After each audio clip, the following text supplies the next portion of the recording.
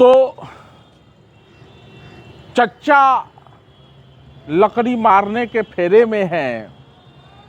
भतीजा कभी कहता है कि हम मोदी जी के हनुमान हैं, कभी उछलने लगता है। सरकार में मंत्री रहते हुए सरकार के नीतियों के खिलाफ बोलता है। बोले भी क्यों ना, पार्टी का अध्यक्ष है, सबकी अपनी अपनी राजनीति होती है। तो उस राजनीति के हिसाब से चिराग पासवान ने एक तरफ तो ये कहा कि मोदी के हनुमान हैं, दूसरी तरफ समय समय पर मोदी सरकार के परेशान करने वाले जो भी मुद्दे हैं, चाहे क्रीमी लेयर का सवाल हो, चाहे अन्य बातें हों, हमेशा दोनों भतीजे साथ खड़े दिखाई देते हैं। जातिगत जनगणना के सवाल पर, क्रीमी लेयर के सवाल पर चिराग पासवान के इधर सुर ताल थोड़े बदल से गए थे। अब जब सुर ताल बदले तो आप तो जानते ही हैं, हालांकि देश के चुनाव के बाद जो आम चुनाव हुआ और उसमें जिस तरह जितनी उम्मीद थी उससे थोड़ी सीटें कम रह गई, तो जो चाणक्य हैं थोड़े दबे समय से नजर आने लगे। ऐसे मंगरुआ अक्सर कहता रहा है कि ये वो दौर है डॉट डॉट डॉट भी चाणक्य होते हैं। तो चाणक्य की थोड़ी सी टेढ़ी नजर पड़ी और खबरें ये आने लगी कि चिराग पासवान की जो पार्टी है उसमें टूट फूट हो सकती है। टूट फूट जो है, इस तरह के जो चिराग पासवान टाइप जो दल हैं, रामविलास पासवान की जो राजनीति रही है उसमें कोई नया नहीं है। आपको याद होगा कि पिछली बार जो संसद थी उसमें भी भतीजे को छोड़कर चाचा बाकियों को ले उड़े थे, क्योंकि भतीजा मंत्री बनना चाहता था, चाचा खुद मंत्री पद के दावेदार थे। तो चाचा को चाणक्य ने मंत्री बना दिया।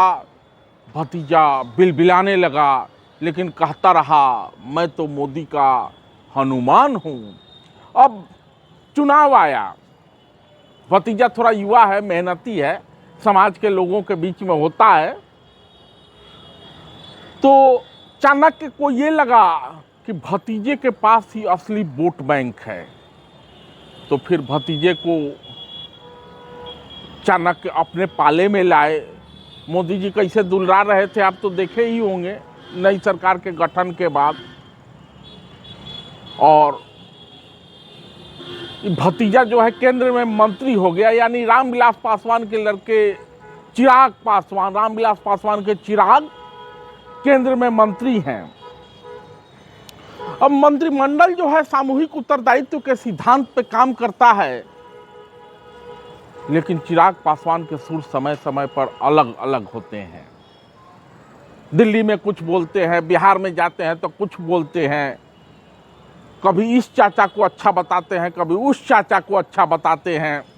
आजकल नीतीश कुमार जी से थोड़ा सा अच्छा है, अब भतीजों से भी अच्छा है।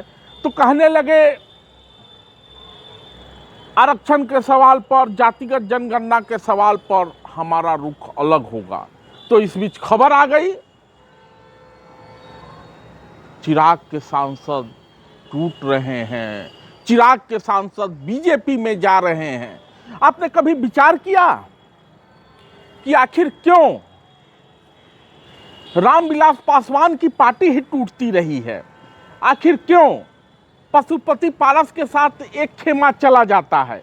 आखिर क्यों चिराग पासवान के पार्टी में टूट की खबरें आती है? दरअसल ये इसलिए है कि जातिगत आधार पर आरक्षित सीटें हैं। उस आरक्षित सीटों की बदौलत ये लोग पार्टी खड़ा कर लेते हैं। वोट सर्व समाज का चाहिए, लेकिन पार्टी बना के मनमाने ढंग से टिकट देते हैं। और टिकट किसको देते हैं?